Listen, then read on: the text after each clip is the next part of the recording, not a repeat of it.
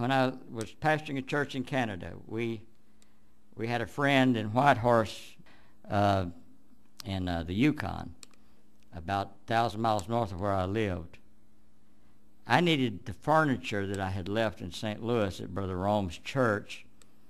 It was still in the parsonage there, but we needed our furniture, and we could get it across the border in the time frame that we were in if we would bring it across at that time. If we waited too long, we wouldn't be able to get it unless we passed immigration procedures.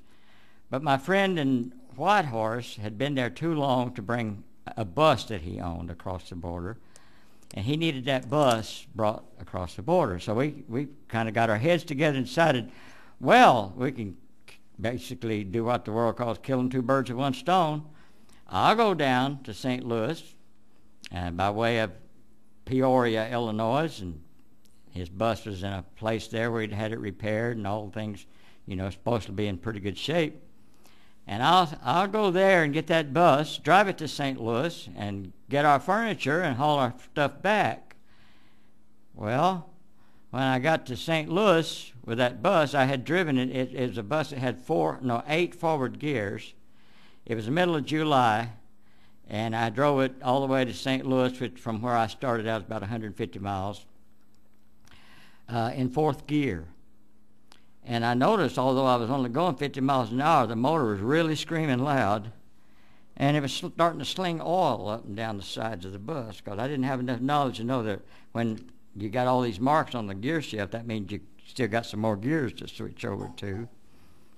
So I got to St. Louis with this greased up bus. It also had polka dots on it. Red, yellow, blue, pink, all kinds of polka dots. And on the front it had a sign that said Funmobile.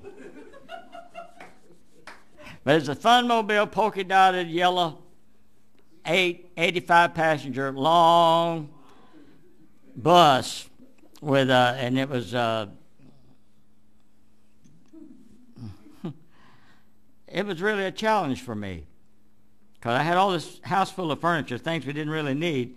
But my wife that was there with me, helping me work in that church of Brother Rome, had things that she had accumulated that she never wanted to part with ever. And she put her foot down and let me know, I'll never let that go. So I had to move it all there. And we had this parsonage full of stuff that all women's stuff. I couldn't use any of it hardly. There's a lot of it. And so, a lot of it. As far as I'm concerned, it could all have been put in the trash and burned. I wouldn't have missed any of it. I had to get it out of there and take it all the way to British Columbia.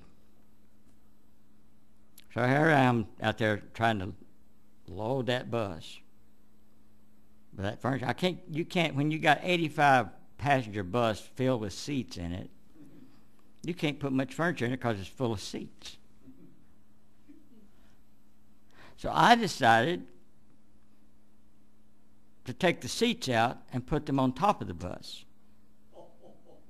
Now, that's a lot of seats in an 85 passenger bus.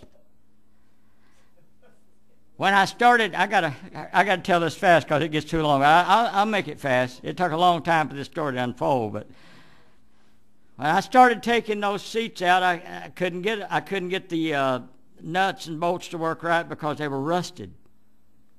So I went and got a chisel, and rather than, because I knew they weren't salvageable, if I had to break them to get them out.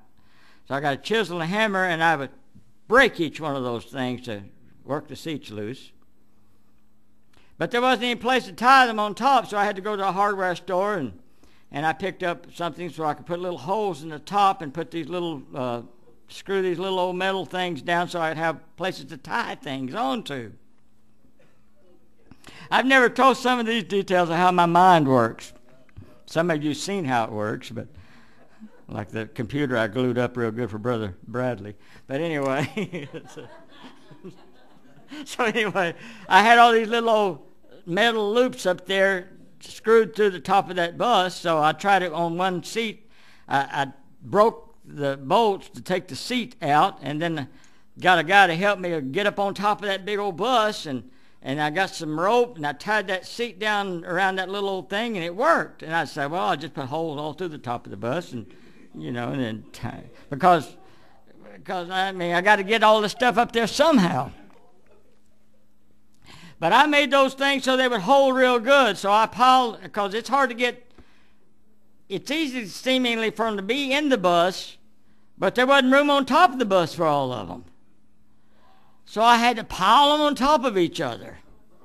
And that pile got higher and higher. I had an 85 passenger polka dot Funmobile bus with grease all up and down the sides of it, oil, and big old piles of seats on top of it.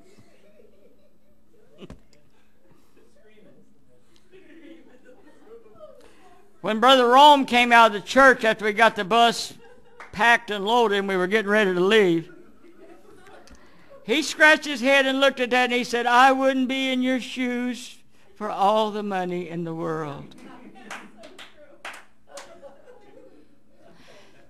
Man, 3 minutes is up. Give me one more.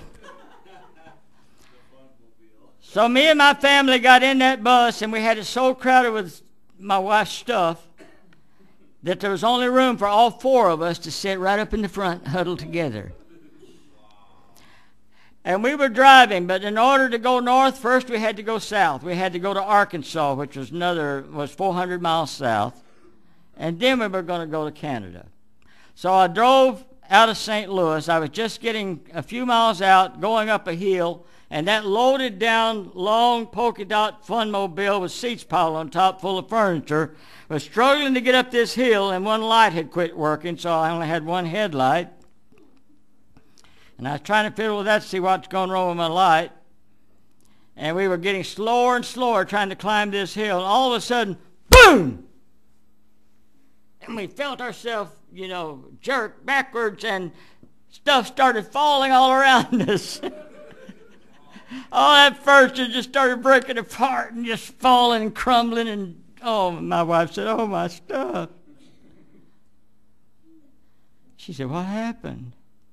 I said, "I think we've had a wreck."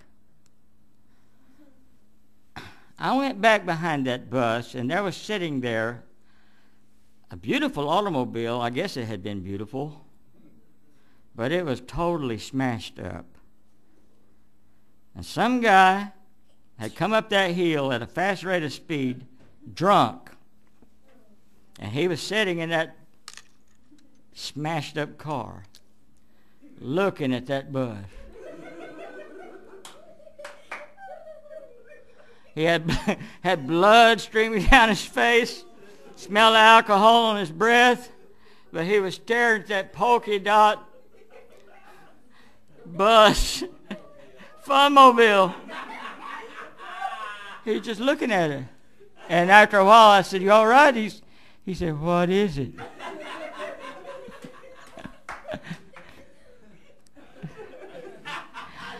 I want to tell you something. I'm not going to go to the end of the story. I mean, it ended up actually, we never did get the bus up there.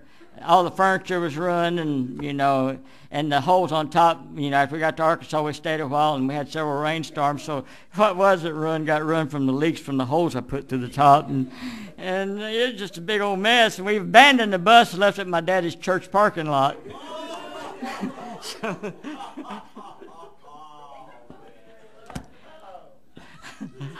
But a dear preacher friend who was actually a brother-in-law to the fellow I knew up in Whitehorse got the assignment next to go get the bus and bring it to Whitehorse, and somehow he managed to get up there. But you know what he had to do before he got it up there?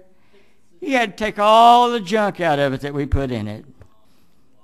Amen. I'm just glad I wasn't there to hear whatever he was saying that might have been on his mind during that time. But they got the Funmobile up to Canada. And the guy that had me to go through all that trouble is going to be coming to preach for us in the near future. His brother Langston, so we have something to look for. He can even tell it better than I can. God bless you. You're dismissed in Jesus' name.